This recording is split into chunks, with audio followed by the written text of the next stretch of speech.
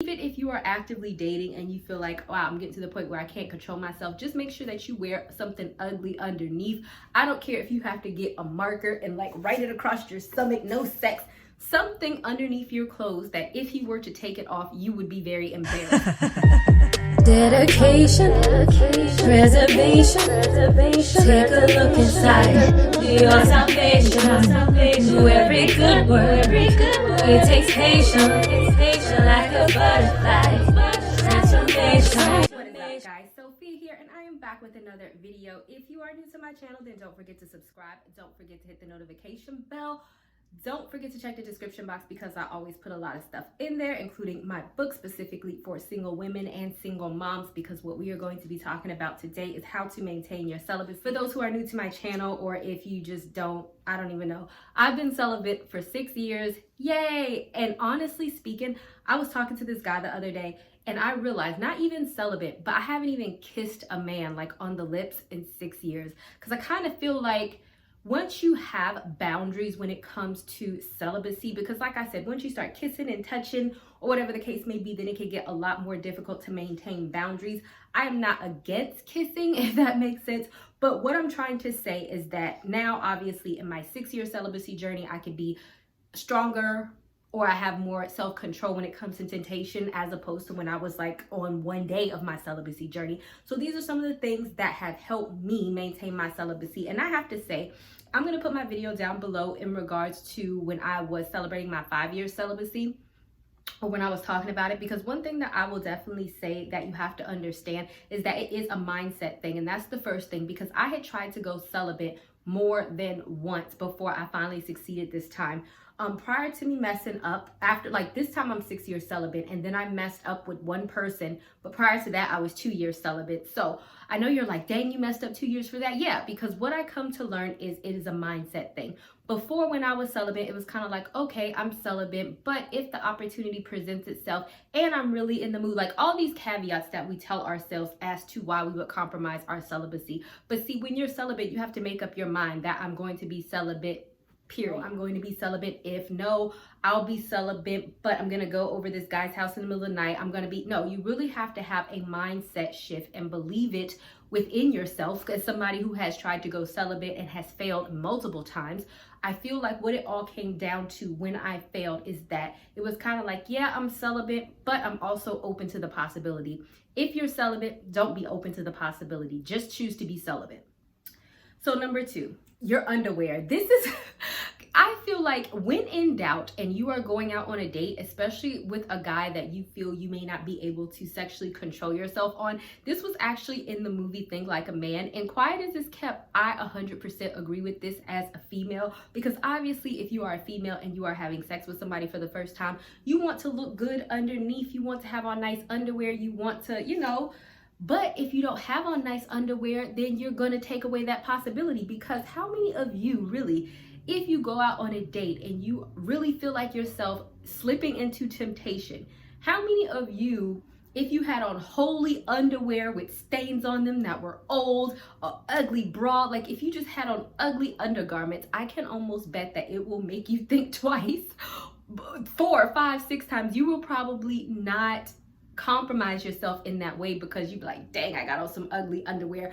But it's one of those small things that actually really work. So even if you are actively dating and you feel like, wow, I'm getting to the point where I can't control myself, just make sure that you wear something ugly underneath. I don't care if you have to get a marker and like write it across your stomach, no sex, something underneath your clothes that if you were to take it off, you would be very embarrassed, thus keeping you from taking your clothes off. The next one is put yourself in the correct positions. Now, I can say that this has come for me more with time. Like, for example, if I'm dating somebody, I could probably go to their house and not have sex. Even if I'm dating for them for a long time, I can actively go to somebody's house and not have sex. I can Netflix and chill and not have sex. I have done it for plenty of times.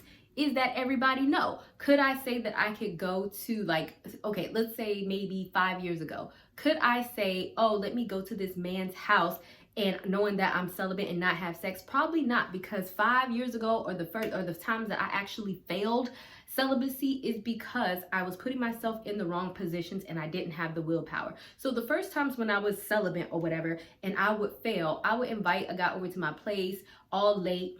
Come on now, knowing good and well, oh, can I spend the night? Knowing good and well that we staying in the same bed, knowing good and well what's gonna happen. And then in my brain, I'm like, oh, it just happened. I didn't intend to have sex, but you did, because I invited somebody over at 11 o'clock at night. The movie was over at 2. He's not going to want to go home. And so these are the type of things that I'm talking about, is that you have to be very mindful and intentional about the positions that you put yourself in. And you have to be honest with yourself on how much you can take. Like I said, as you grow in your celibacy journey, you will notice that you have a lot more tolerance being around being around the opposite sex or people who tempt you sexually. You will notice that you have a lot more tolerance. But in the beginning, you really want to be very, very, very, very, very, very careful about the positions that you put yourself in, because I could say the times that I succeeded and then failed at celibacy, even after years, the person was always at my house. It wasn't a situation where I was out and I said, let's go back to my house. No, the person was always at my house, making it very easy for them to have access to me. So just keep that in mind and don't do that. Like, don't put yourselves in the positions that you think that you would fail. The last one. To me, this is actually the most important, and this is constantly remembering the past, because the fact of the matter is I am not with any of the men that I have had sex with in the past, and I don't regret my son or anything like that. But I also know the drama that a lot of my past situationships brought on, and particularly it was because of lust.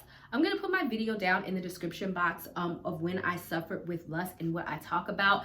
And so that's why I say, like, when I really sit, like, if I was to ever get tempted, like if I'm dating or talking to a man and I'm like, wow, I'm really attracted to him and I'm tempted, I remember that I was really attracted to the other men that I did not end up with as well. And so what makes this man different? And it's not even just about the past. It's about the past drama about having sex outside of marriage that which brought me to this decision in the first place. It's about the fact that you can end up pregnant. You know, when I got pregnant with my son's father left. All of this stuff rings in my brain to help me keep my celibacy journey, because really, if I'm married, then he could leave. Anybody could leave in a marriage, but it's a little bit more of a dedication that somebody says, I'm going to marry you and have sex with you, right? So that if you get pregnant, if something happens, that I'm not going to leave you. And also STDs. There are STDs out here that cannot be cured, that you can die from. And not only that, I literally read in the newspaper, I think it was like last year, that a guy had gonorrhea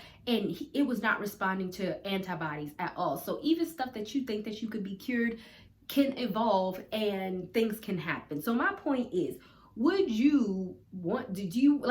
sex is one of those things where you really do risk your life.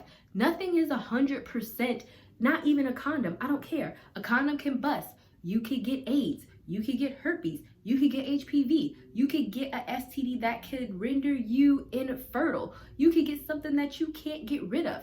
You could get a baby that could change the rest of your life. You could sleep with a man too fast and find out he has a girlfriend or a wife, or he could ghost you soon afterwards, all of which will leave you feeling like crap.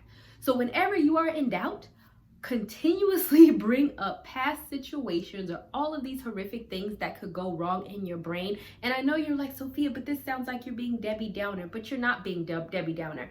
You are realistically saying to yourself that these are the consequences of my actions if I was to choose to engage in sex.